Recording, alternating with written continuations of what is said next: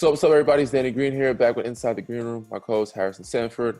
We got the great big game James Worthy joining us today. Talk about the only topic that's been going around the world right now, and that's the Last Dance that everybody's been watching.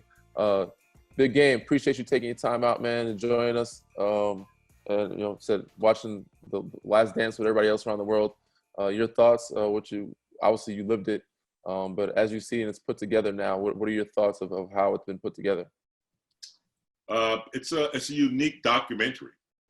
There's a lot of things that that as a former player, I kind of knew some of the content from living it through the 80s and the 90s.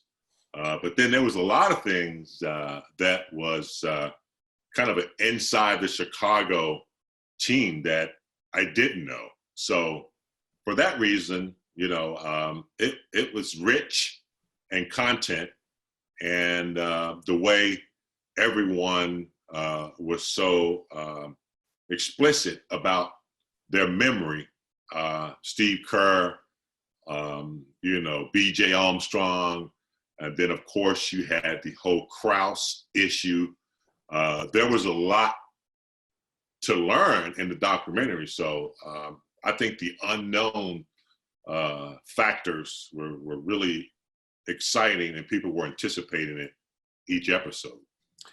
James, we're excited to have you. There's a number of topics that we're going to have fun talking about today, whether it's flashing back to your time at UNC with Jordan. Maybe we'll name a top 5 team of all time from UNC in terms of starting positions. We'll obviously have to talk about the current day Lakers and what would happen if the season progresses. But overall, looking at this Last Chance documentary, you're an all-time Laker. You've only played for 2 teams in your life. You played for North Carolina and you played for the Lakers. So I'm imagining there's a sense of pride that you have with the purple and gold.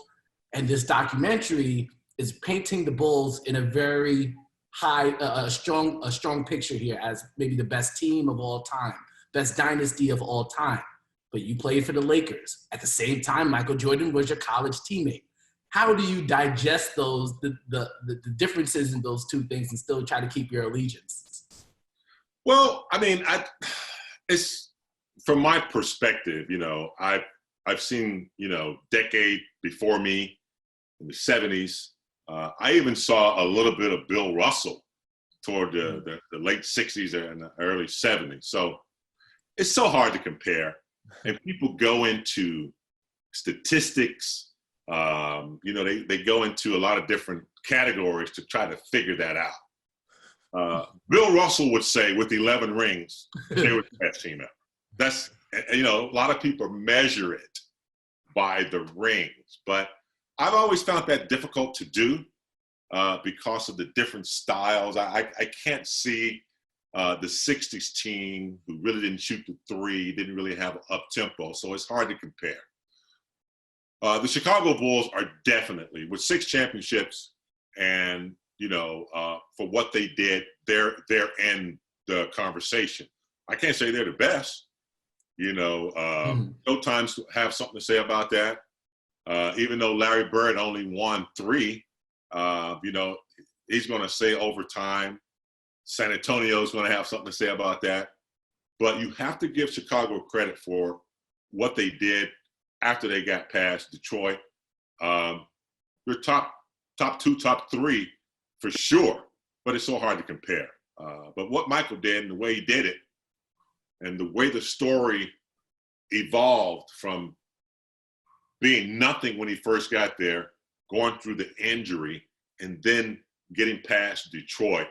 And you have to say they're one of the top, but I can't say who's the best team ever. I can't. James, you referenced Michael getting past the Pistons, and in part 3 and 4 of the documentary, they really go into the Jordan rules. And I'm watching, and I'm saying to myself, these rules, they seem extreme, but they also just seem like 80s and 90s basketball to me. Was there any real difference? Is it just because it was for Jordan? But it felt like the physical play, that was just part of the rules if you were in that era. You would do that with anybody who's of that caliber. Am I wrong? No, you're absolutely right. In the 80s, with only 2 referees for a long time before they added the third, You were allowed to play the game the way the game pretty much had been played since Oscar Robertson and those guys played. You know, you could check a guy with your arm playing defense as long as you didn't extend it. And God forbid you came through the lane, you're going to get checked. I don't think it's changed that much. It's not as physical, but I think Detroit added just a little bit more emphasis on Michael Jordan. You know, they didn't treat Scottie quite the same. You know, they pushed him around a little bit, but MJ, they had particular rules for him. And so it was just a little bit more emphasis on MJ than you saw in the documentary, where he was a skinny kid, you know, really couldn't take the beating, put on about 15 pounds, hit the weight room, and then he became the Punisher. So Detroit didn't have those rules for anybody else but that one particular player in MJ. After he got past Detroit, it took him a little while, and he finally got to the final stage in '91. He got a chance to play against you guys. What was the game plan going into that finals, playing against Mike? Yeah, I mean, we were pretty confident team. I mean, you know, we had Magic still. Vlade Divac had come to us. Sam Perkins, Byron Scott was still there. You know, I was still, you know, pretty dominant player. Unfortunately, we weren't as healthy as we would have liked to be. Mm-hmm. I sprained my ankle in the previous series against Portland. Byron went down. But our thing was, you know, we were going to play our game. We had a little bit more experience than they had, winning 11 championships. It was their first time in the finals.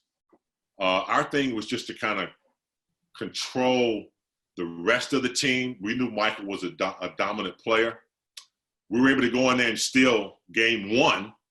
They didn't play that well, but our thing was to not let Pippen get off, not let Horace Grant get off, not let Kerr get off. Michael was going to average probably about 30 anyway. Mm-hmm. But unfortunately, you know, they came back in game two with a lot of firepower, and that just set us back after that. How do you balance the feelings of emotions of, you know, losing in the finals, but also watching your college teammate win his first ring? No, I didn't like that. Didn't care at all. You know, after Carolina, man, you know, I wasn't interested, you know, I wished him well. I definitely, you know, I just wanted to be healthy. There was no guarantee, but I thought we had a really good chance of winning that series. But no, I wasn't pulling for him. Once it was over, obviously I was happy for him, obviously, because I knew the grind and the grit. And, you know, there was a lot of pressure on him. You can't win like Larry Bird. You can't win like Magic. So you can't win like Isaiah. He finally got that monkey off his back. James, can you pull back the curtain a little bit? Do you remember what you might have said to Michael, maybe on the court after the '91 finals, or back in the alleyway at the Great Western Forum? Do you remember that first real conversation you had with Michael after the '91 finals? No, I think it was more of I think it was just like, you finally did it. You know, we had an embrace, looking each other in the eyes. You know, he was exhausted and crying, and I was just telling him, I was like, hard journey, hard work. I knew you were going to do it eventually. You know, and we had flashbacks from, you know, '82. So. It's very interesting to see him. His father was there, James was there, and yeah, I just told him, you finally did it. I knew you were going to do it. I told him I wish I had been healthy. Yeah. You know, I had to guard him some. Yeah. You know, Michael and I go way back with the trash talk and stuff. Yeah. I would have gotten a little physical with him, and you know, I know some of his tricks, but unfortunately, didn't happen. Going back to the flashbacks, what was your favorite memory of him or being his teammate at school at Carolina? Your favorite Chapel Hill memory or Tar Heel memory of when you guys were younger? I just remember that Friday evening on his recruiting trip. You know Granville Towers. Yes. I don't know if you're staying in Granville, but you know Granville Towers. Do you stay in Granville? I did. Actually, Kenny was on the show last week, and he actually brought up his interesting Granville Tower stories as well in the summertime. Granville Towers, yes. So it's Friday, and, you know, recruits are coming in. I think we got 2 or 3 recruits, and Michael's one of them. Mm-hmm. So I'm at the end of the hall, and Granville, I believe we were Granville East at the time. Mm-hmm. And it's like 6 o'clock, and I hear this kid like, "Where's James Worthy at?" You know, "Where's Jimmy Black?" You know, it's just Danny. The guy had so much confidence. You know, usually when a freshman comes in, you're real huge, you're real quiet, a little shy. Hello, not Mike. He wanted to seek out to see who he was going to be competing against. Big mouth, very confident. You know, walking around, I like this. This is going to be my hall right here. And then, you know, as practice began, I think you heard my quote. I said, you know, look, I was better than Michael. Yeah. For about 2 weeks. And that's true because we're practicing. I'm exhausted. You know, I'm 2.5 hours of Coach Smith practice. I'm trying to walk off the floor, and here comes Michael. "Where you going, young fella?" You know, "Where you going, young fella? What you got?" And, you know, he knew my weaknesses. I didn't have an outside shot. It was inconsistent. He knew, come on. And we started a one-on-one game to 5. He'd back up. I'm going to give you that. So he was just like a little mosquito constantly in the dorm.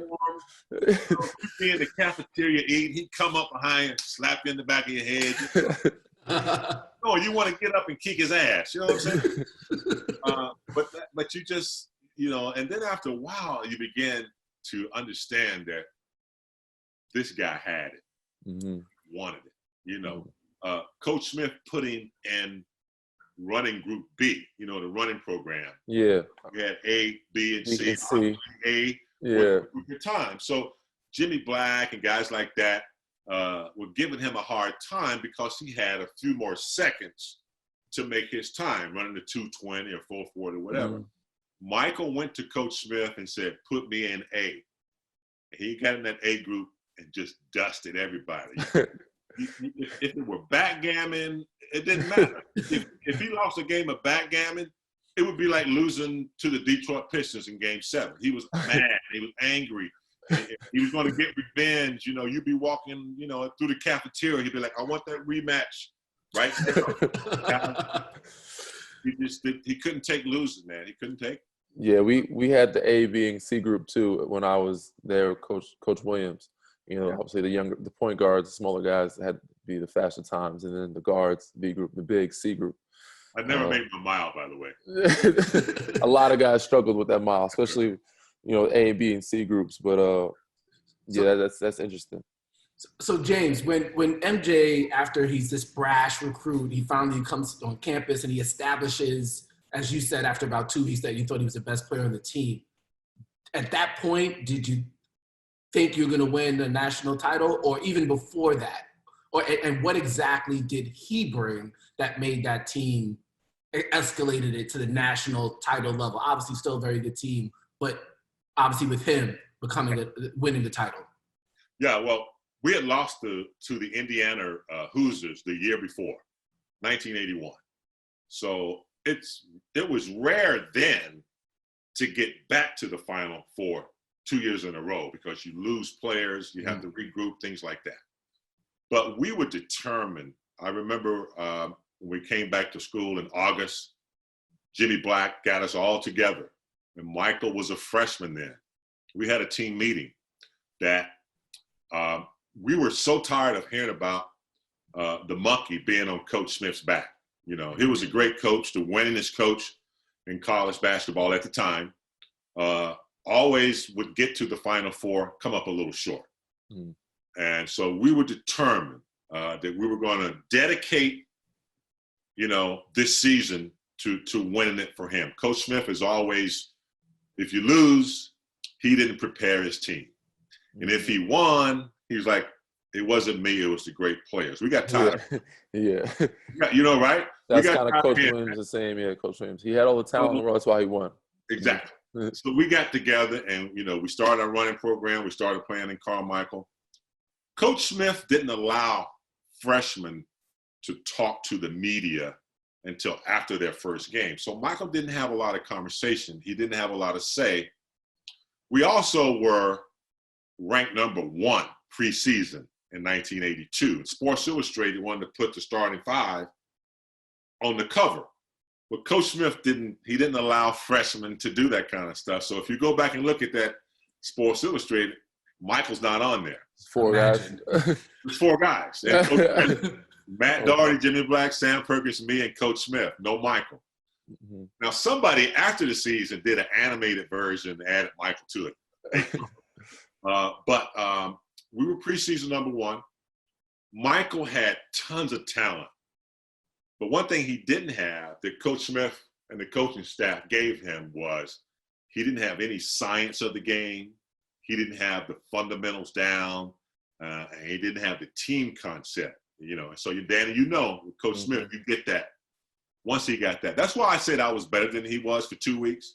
Because it took him a couple weeks. And once he got that, once he learned how to play within the team system and still, utilize his athleticism, I saw an emergence somewhere around the ACC tournament time. We played Ralph Sampson in Virginia.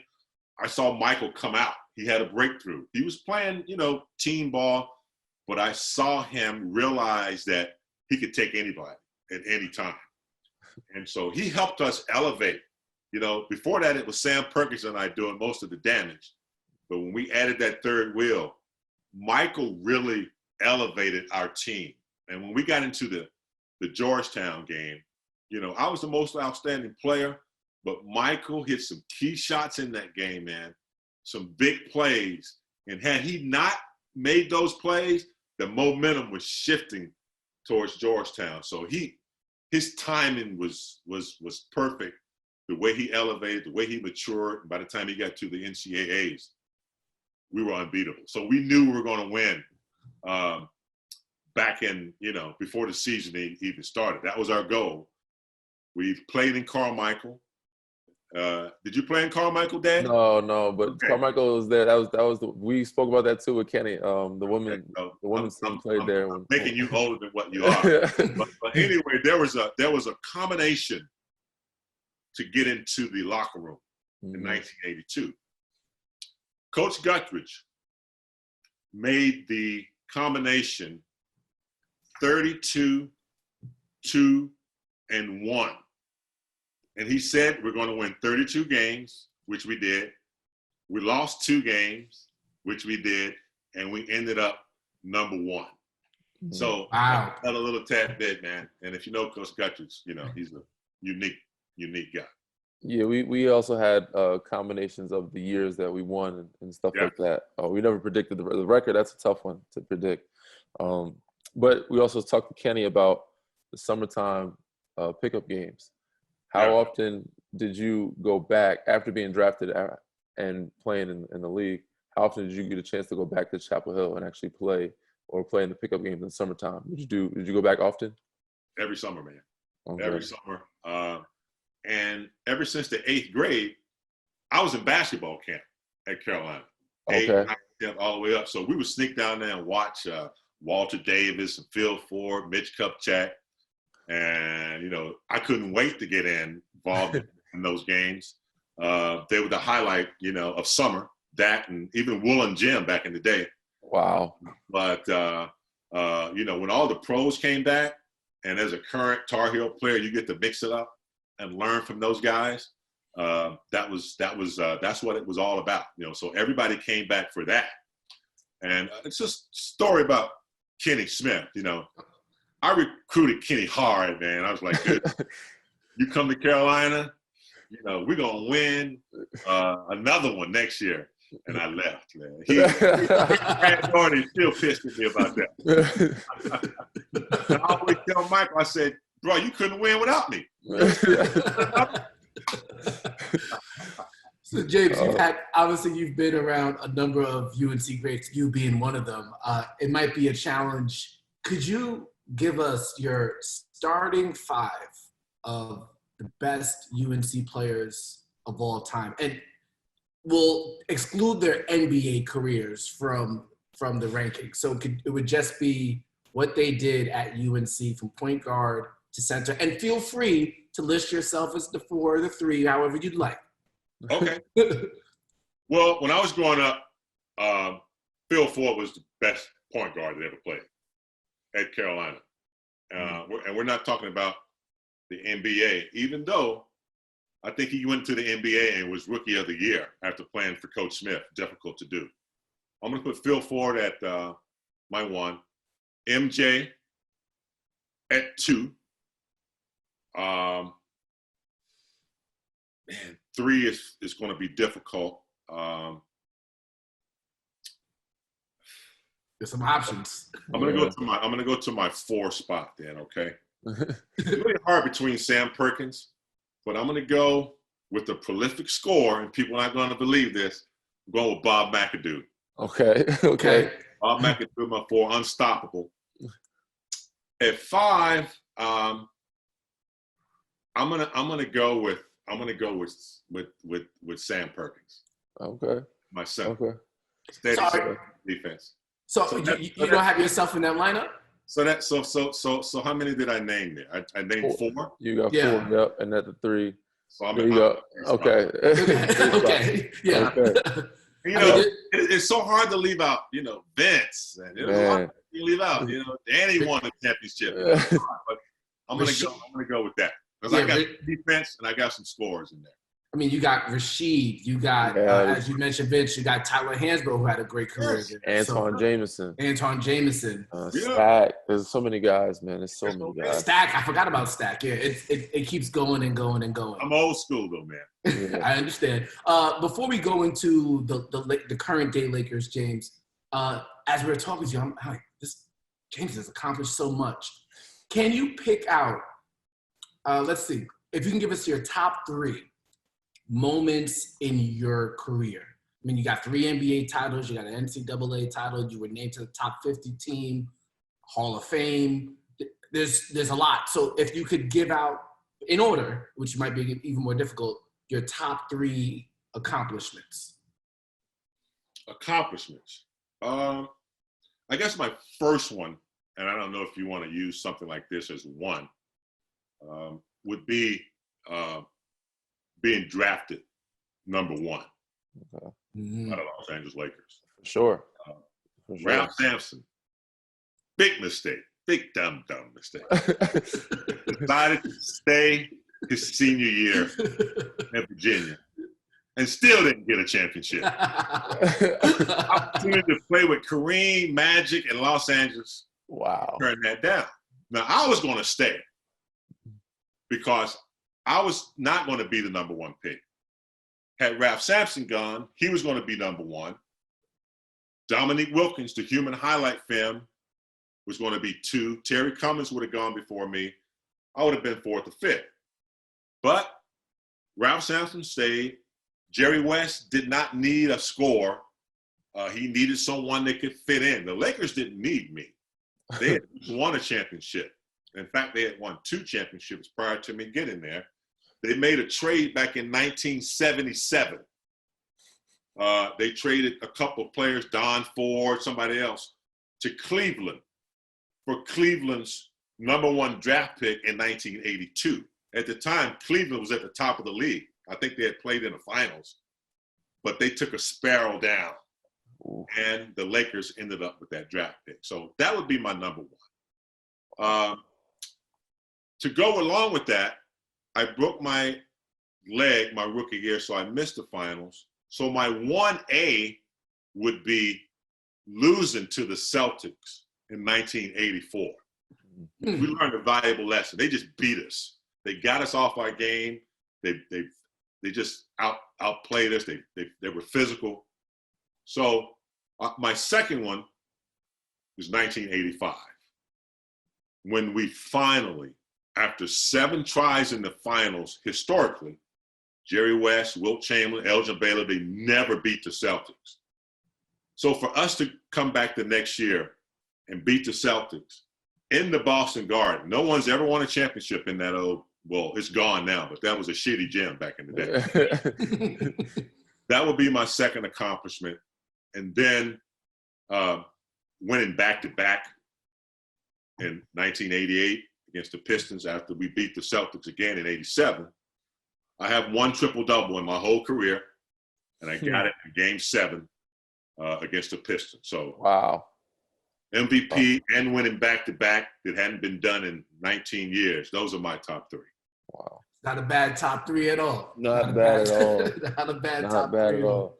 We'll get to some yeah, we'll get to some regular day stuff now. We're short on time here now. You're good. You're good. I got some time. I got one at 50 I got to get on. So I'm good. So we'll go back to current day, what the situation is right now. Once we get back and rolling, which we should, and we're hoping, it seems as if they're going to open up some facilities, individual work, and then hopefully teamwork sooner than that, and then get back to playing, and probably playing without fans to start. Do you think the league should have regular playoffs or abbreviated, or what do you think the format should be? How do you, in your opinion? It just depends on how much time there is. You know, I don't know how this will work out, but my first scenario would be, you know, forget the All-Star weekend next year, okay? Maybe you start this season a little late, finish up the games, and just run it into the next season somehow. Otherwise, it's going to have to be formatted. For sure. Like it was when we went on strike a few years ago, and San Antonio won the championship after playing 50 games. They had an asterisk beside it.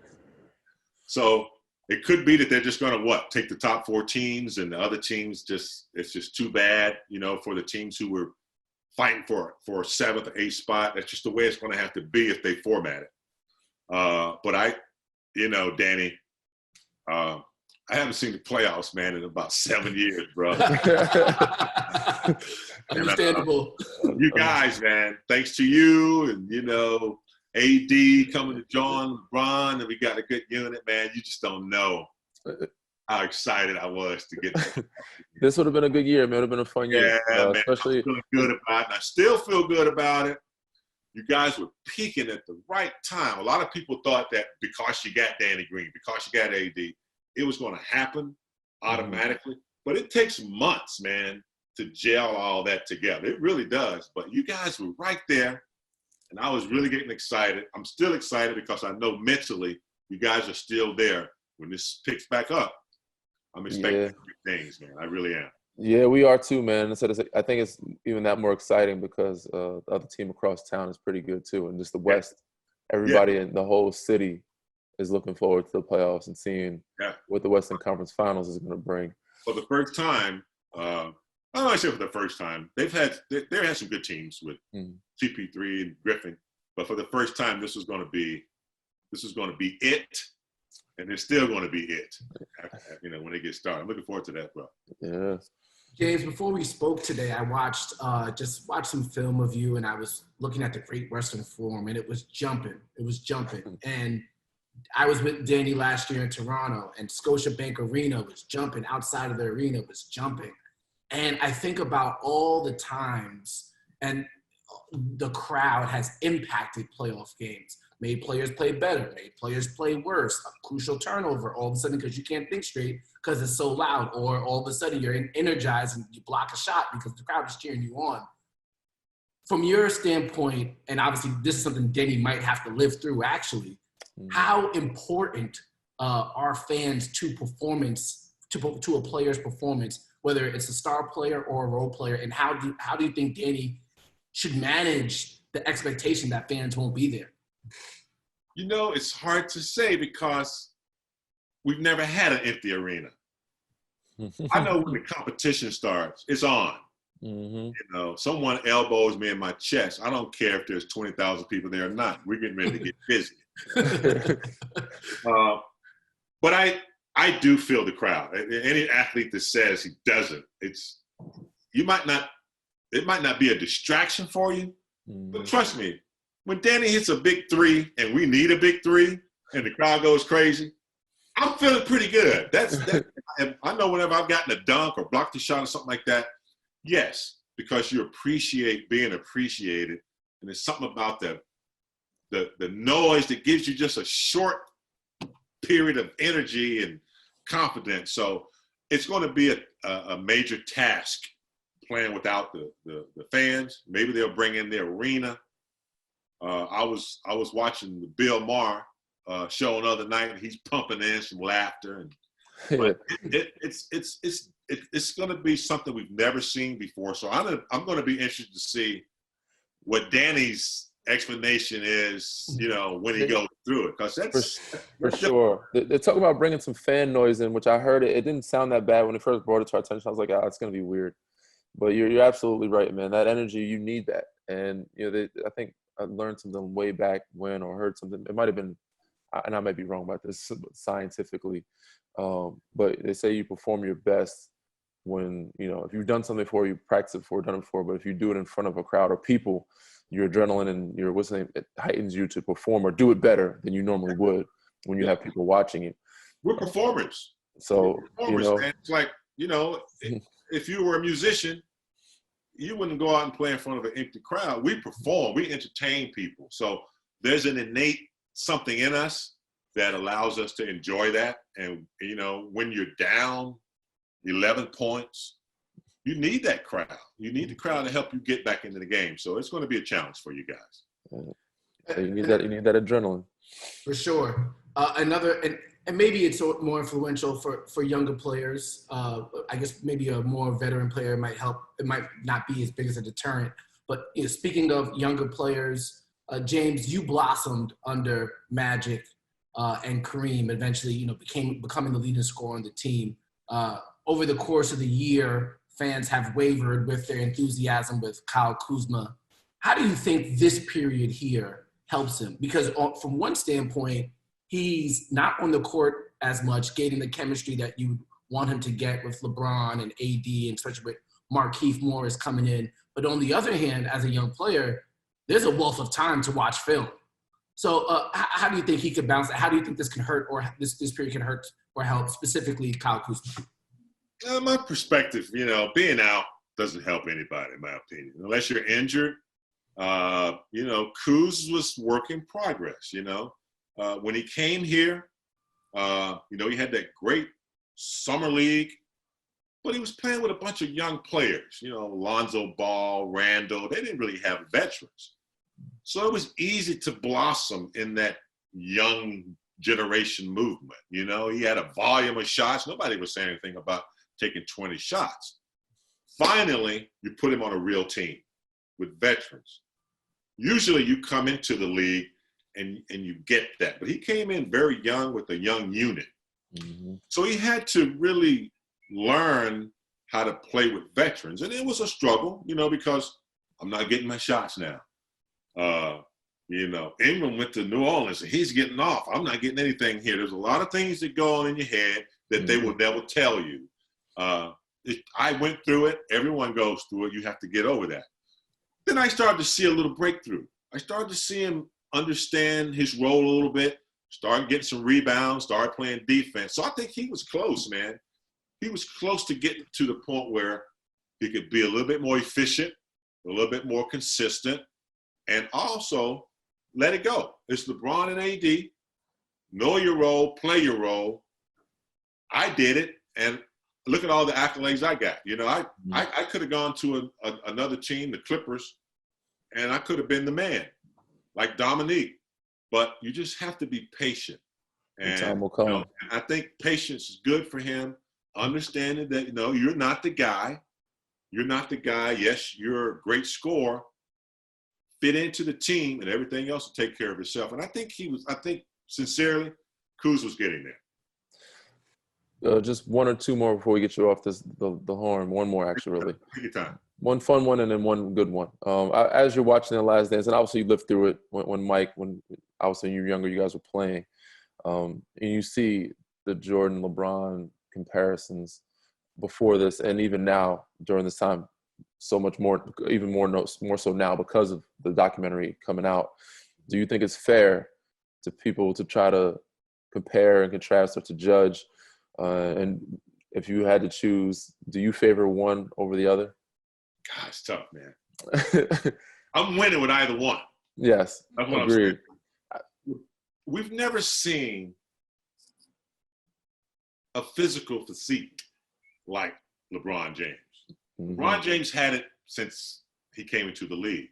I mean, he could go play middle linebacker or tight end for the Dallas Cowboys right he's now. He's really a football player, body. I don't think MJ could do that. And I think I'm not gonna, if I had to make my choice, I'm going with MJ because I played with him. I know he's deadly. Mm-hmm. And I don't think there's anybody in the league today that has the tenacity that he had. Michael's not nice. Yeah, no, I'm with you. I think the only person I can actually think of in today's league that is as I wouldn't say me, but has that kind of mindset would be Russ. Russ has it. Is very few guys, but even then, listen, I don't think we've seen anybody like Mike with that mentality. Yeah, coming on the court. I'm sitting here, and I think I got right here behind me. I got Kobe Bryant's little photo. He and his daughter. Kobe had it. Yeah, Kobe had sure. it 100%. For But sure. nobody has it like LeBron. LeBron can take over a game. I don't know, man. I love LeBron. I'm gonna have to go with my boy, man, because he chose me. Yeah. Top 5, right? So understandable. Can't go wrong either way there, man. But Michael's mean. He's mean, boy. James, I don't know how much Danny's been able to see this because he's obviously playing games, but I make my time to watch Spectrum Sports, particularly when the Lakers are on the road. And I've become very happy when I see you pull out the Victory cigar. Oh, yeah. How much do you miss the Victory cigar? And I think I know the origin of how it probably started, considering the beef with the Celtics, but maybe I'm off base with that. Kind of, sort of. It kind of started with when we played the Celtics, I used to always say, let's get that Celtic ass. Get that ass. I used to say that. So then after we beat them, Red Auerbach used to light up these cigars after the Celtics won. When we beat him in 1985, he didn't get to light it up. So that was where I got it from. So it's kind of, light it up every now and then, big victory. We got the Clippers, I lit it up, so, yeah. Special occasions. And I had some nice ones for the playoffs this year. I'm saving. You're a boss when you could light up a cigar in a building. In the studio, man. Yeah. It's all kind of fire hazards in there too. I've earned it, man. You definitely have, man. We appreciate you. Hopefully you get to light up some more when we get back on track. Absolutely. Appreciate you joining us, man, taking your time out. This is amazing. This is great. This is huge, man. Much love. And said hopefully you get a chance to link up. Hope the family's well. Everybody's safe. Stay safe. And said hopefully we get back to normal routine. But thank you once again, man, for your time. This is great, man. Much love always. We'll see you back in the studio hopefully soon. Much love, Danny. Keep doing what you're doing, man. Thank you, sir. You got it, brother.